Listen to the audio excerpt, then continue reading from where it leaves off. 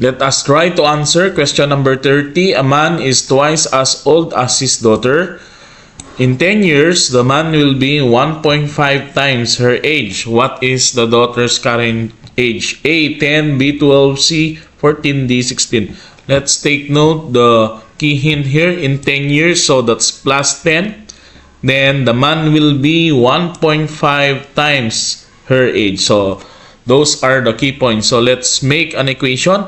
Let D be the daughter's current age, followed by let M be the man's current age. So equation natin is M is equal to 2D. Then of course in 10 years that's M plus 10 followed by 1.5 times in her age. Then we have daughter plus 10 for the 10 years. Now let's substitute here the M, which is 2D plus, ito na yun, 2D plus 10 equals 1.5 times the quantity of D plus 10. Now let's multiply 1.5 based from the D plus 10. So we have 1.5D, then 1.5 times 10, we have 15. Then combine like terms tayo.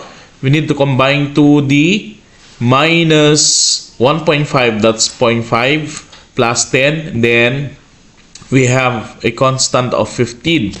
Then after that, simplify lang tayo. Solve for D tayo. So if you're going to solve 15 minus 10, that gives you 5.